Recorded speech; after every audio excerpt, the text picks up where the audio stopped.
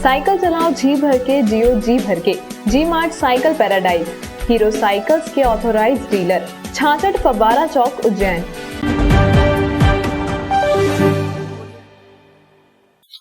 नमस्कार, जय श्री महाकाल। न्यूज मालवा के बुलेटिन में आप सभी दर्शकों का एक बार फिर से स्वागत है। आइए नजर डालते हैं आज के उस खास बुलेटिन पर।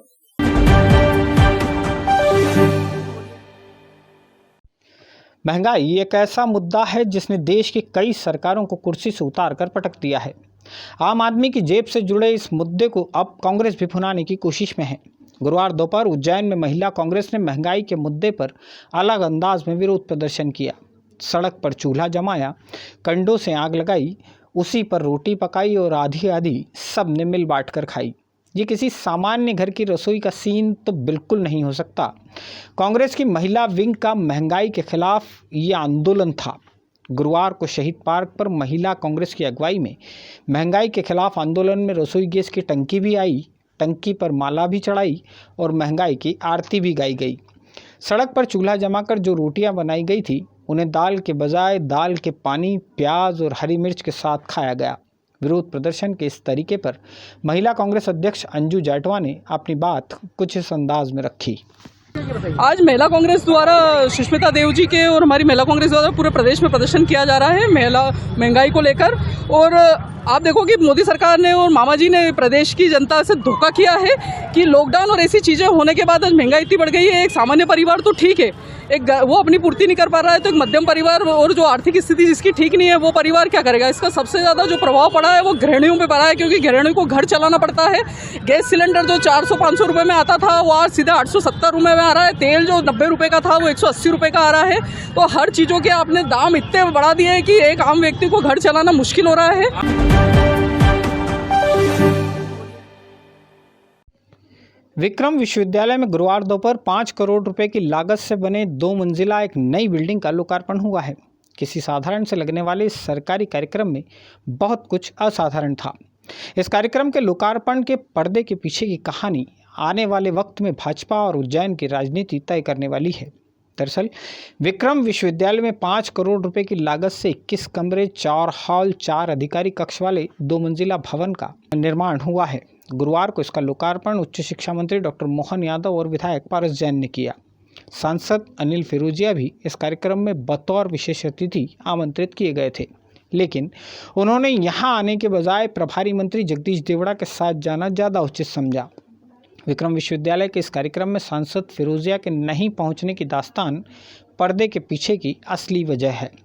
दरअसल जिस दिन से मुख्यमंत्री शिवराज सिंह चौहान ने उज्जैन में मेडिकल कॉलेज खोलने की घोषणा की है, उसी दिन से उज्जैन में भाजपा के जनप्रतिनिधियों के बीच मेडिकल कॉलेज की स्थापना का श्रेय लेने की होड़ मची है। सांसद फिरोजिया इसे अपनी उपलब्धि बताते हैं, विधायक पारस जैन अपनी और उच्च शिक्षा मंत्री डॉक्टर मोहन यादव अपनी। विक्रम विश्वविद्यालय में जो नई बिल्डिंग तैयार हुई है और जिसका गुरुवार को लोकार्पण किया गया है, उसका उपयोग अब तक तय नहीं हो सका है। उच्च शिक्षा मंत्री डॉक्टर यादव चाहते हैं कि नया मेडिकल कॉलेज विक्रम विश्वविद्यालय के अधीन ही खुले और नई बिल्डिंग का उपयोग मेडिकल कॉलेज के लिए किया जाए। भोपाल में इसके लिए उन्होंने जमावट भी बिछा दी है। इशारों में उन्होंने मीडिया के सामने अपनी बात भी रख दी। और ऐसे में हमारे पास ये बात सही है कि उज्जैन जैसी जगह पर जब मेडिकल कॉलेज की अत्यंत आवश्यकता है, तो शासन के लेवल पर ये गंभीरता के साथ विचार हो रहा है कि मेडिकल कॉलेज तो खोला जाए, लेकिन मेडिकल कॉलेज को सफलता के साथ चलाने में शासन की वर्तमान वित्तीय कठिनाइयां भी है और विश्वविद्यालयों का आगे उन्नति का एक अवसर भी है। तो दोनों की दृष्टि से दोबारा बैठेंगे कि इसमें विश्वविद्यालय के साथ चूंकि क्या होता है, कॉलेज के माध्यम से मेडिकल कॉलेज की प्रैक्टिकल प्रयोगशाला होती है, हॉस्पिटल, जहाँ सब प्रकार के वहाँ जाकर के उनको चिकित्सा सुविधा देना रहती है। इसके आधार पर हॉस्पिटल की उन्नति हो जाती है, हॉस्पिटल में अच्छे विशेषज्ञ मिलते हैं। लेकिन पढ़ाने का जो प्रोसेस है पूरी, वो तो एक अलग से पढ़ाने की प्रक्रिया बनती है। तो पढ़ाने के लिए यूनिवर्सिटी भी मददगार होती है और शासन भी उस चीज़ में चाहता है कि हमारा आर्थिक लोड कम हो जाए। तो एक पॉलिसी मैटर पे माननीय मुख्यमंत्री जी इस बारे में विचार कर रहे हैं कि ऐसे कई विश्वविद्यालय जिसमें विक्रम नंबर 1 पे है, वो अपने विश्वविद्यालय मेडिकल कॉलेज खोले, शासन उनको मदद करेगा। तो दोनों के बीच में तालमेल का ये नीतिगत मामला माननीय मुख्यमंत्री जी लेंगे। अब यदि विक्रम विश्वविद्यालय ही मेडिकल कॉलेज खोलेगा, क्लास उसी के कैंपस में लगेगी, तो सारी ढैया मुरली मनोहर लूट जाएंगे। उत्तर वाले और दशहरा मैदान वाले भैया इसे अपने खाते में कैसे बताएंगे। बस इतनी वजह काफ़ी है कार्यक्रम में नहीं आने की। 6 करोड़ की लागत का इस भवन का हमने आज लोकार्पण किया है। आदरणीय मोहन जी सांसद जी हमारे प्रभारी मंत्री जी के साथ गए हैं और कुलपति जी वो सब लोग उपस्थित हैं। वास्तविक में यूनिवर्सिटी में ये आवश्यकता थी। यूनिवर्सिटी में पहले भी कई चीज़ों की कमी, उसकी पूर्ति हमारे मुख्यमंत्री जी भी कर रहे हैं और देश के प्रधानमंत्री नई शिक्षा नीति भी लाए हैं और उसके तहत भी वास्तविक में नए कई कोर्स खुलने वाले हैं, जिससे भी उज्जैन के लोगों को, विद्यार्थियों को लाभ मिलेगा। अभी जिसका कह रहे थे कि वर्चुअल, अधिकतर वर्चुअल क्लासेस चल रहे हैं, लेकिन अब स्कूल खुलने की भी जहाँ बात आई है, वास्तविक में वो स्कूल भी खुलना चाहिए, क्योंकि बच्चे को यदि पढ़ने का यदि है तो वही एक स्थान देता है।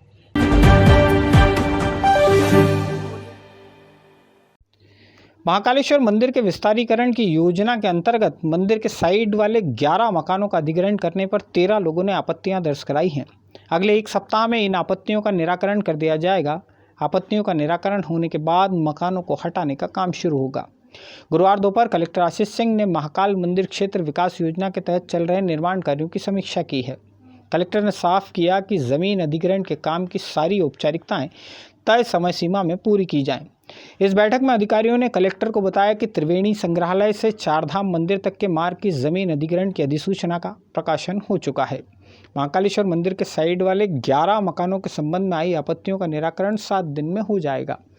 इसी तरह सामने की तरफ 70 मीटर के दायरे में आने वाले मकानों और दुकानों के लिए धारा 11 की अधिसूचना का प्रकाशन इसी सप्ताह किया जाएगा। इस बैठक में जेके सीमेंट कंपनी के अधिकारी भी शामिल हुए थे। यह कंपनी लगभग 5 करोड़ रुपए की लागत से महाकालेश्वर अतिथि गृह का निर्माण 10 महीने की अवधि में पूरा करने जा रही है।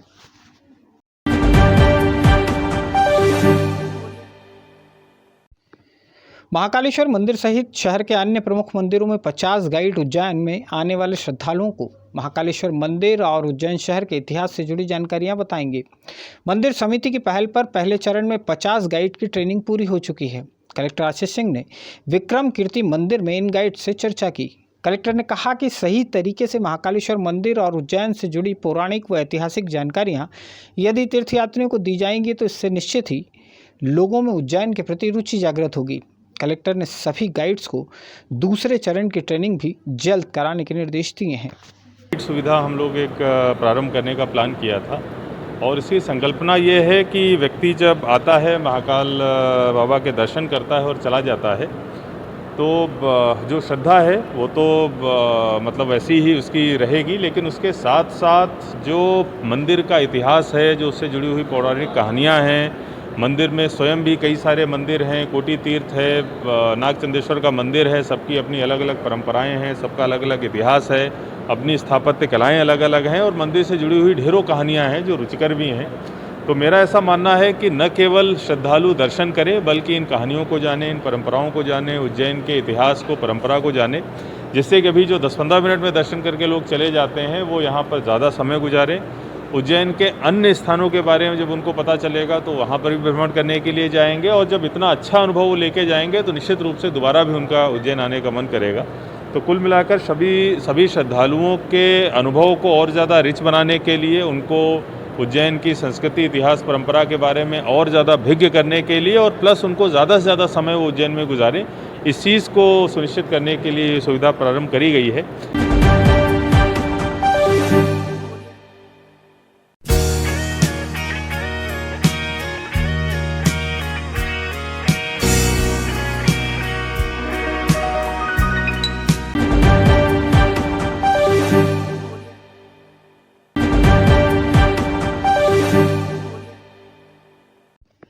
लखेरवाड़ी क्षेत्र में बने बछराज कॉम्प्लेक्स की तीसरी मंजिल पर निर्माणाधीन फ्लैट को नगर निगम ने अवैध घोषित कर निर्माण को हटाने का नोटिस जारी किया है।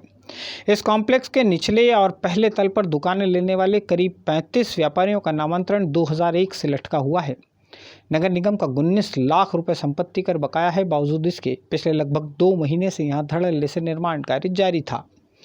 नगर निगम के जोन अधिकारी द्वारा बछराज कॉम्प्लेक्स की तीसरी मंजिल पर हो रहे निर्माण को अवैध मानकर इसे हटाने का नोटिस जारी किया गया। कॉम्प्लेक्स के तीसरे फ्लोर पर 6 फ्लैट बनाए जा रहे हैं। साल 2000 में बच्छराज ट्रस्ट द्वारा कॉम्प्लेक्स का निर्माण किया गया था। कॉम्प्लेक्स के भूतल और पहली मंजिल पर बनी दुकानों और ऑफिस का 2001 में सौदा हुआ। इसके बाद यहां दुकानें और ऑफिस खरीदने वाले व्यापारी संपत्ति का नामांतरण कराने नगर निगम पहुंचे तो पता चला पूरे कॉम्प्लेक्स पर 19 लाख रुपए का संपत्ति कर बकाया है। इस रकम को नहीं चुकाने के एवज में नगर निगम ने कुछ खाली दुकानों की कुर्की भी की थी।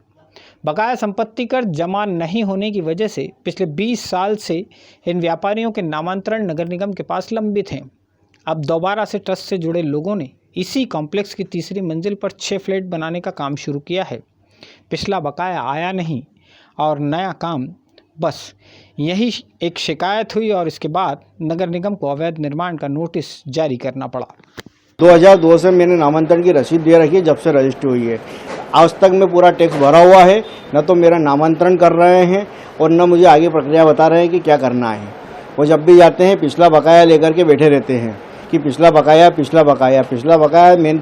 मैंने जिस दिन से दुकान ले रखी है उस दिन से लेकर के आज तक मेरा पूरा टैक्स जमा है, मुझे नामांतरण नहीं मिल पा रहा है, जिसके कारण मैंने 181 पे शिकायत भी कर रखी है। 2002 से इसमें नामांतरण की समस्या है। किसी भी प्रकार की कोई भी चीज़ की ना आजू बाजू की, नगर निगम को सिर्फ एक ही चीज़ है, इस बिल्डिंग से पैसे ले लें। तो ऐसा कोई व्यक्ति आपको उज्जैन में लग रहा है क्या कि जो पैसे दे देगा या नहीं देगा? अरे भैया, आप पैसे उनसे ले रहे हो तो उनको सुविधा भी तो दो सामने। बार बार कैंप लगाने के लिए एप्लीकेट आई है वहाँ से कि हम कैंप लगाते थे, नामांतरण के पैसे भर दो। बाकी कोई भी ऐसा जिम्मेदार व्यक्ति नहीं आया है कि जिसने आके ये जिम्मेदारी ली हो।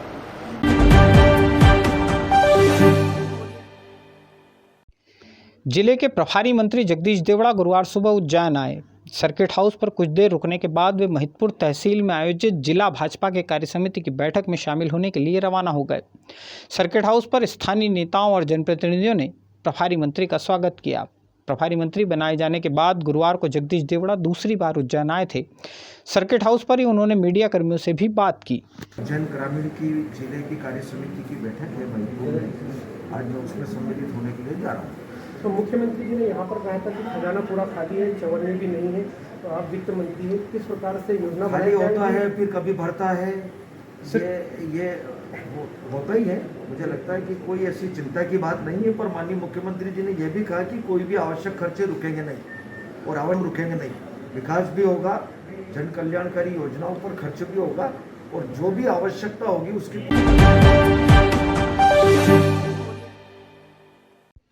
इंदौर रेलवे स्टेशन से वाया उज्जैन 2 ट्रेनों को दोबारा शुरू किया जा रहा है। इंदौर से बेरावल और इंदौर से गांधीनगर कैपिटल के बीच स्पेशल एक्सप्रेस ट्रेनों के संचालन के लिए पश्चिम रेलवे ने शेड्यूल जारी किया है। गाड़ी संख्या 09309 और 09310 Indore Gandhinagar capital special express Indore से 22 जुलाई को व गांधीनगर से 21 जुलाई को शुरू की जाएगी। इसी तरह इंदौर बेरावल इंदौर महामना स्पेशल एक्सप्रेस साप्ताहिक का भी शेड्यूल जारी किया गया है। गाड़ी संख्या 09304 इंदौर बेरावल साप्ताहिक एक्सप्रेस 20 जुलाई से शुरू होगी। यह ट्रेन प्रति मंगलवार रात 10:25 बजे इंदौर से चलकर रात 11:38 बजे उज्जैन पहुंचेगी। इसी तरह गाड़ी संख्या 09303 बेरावल इंदौर स्पेशल एक्सप्रेस 21 जुलाई को आरंभ होगी। यह गाड़ी प्रति बुधवार रात 11:20 पर बेरावल से चलेगी। यह गाड़ी जूनागढ़, राजकोट, बाकानेर, अहमदाबाद, गोधरा, रतलाम होते हुए अगले दिन दोपहर 2:50 पर उज्जैन और शाम 5:05 पर इंदौर पहुंचेगी। महामना स्पेशल एक्सप्रेस में 1 second AC, 3 third AC, 8 sleeper और 4 सामान्य श्रेणी के कोच रहेंगे।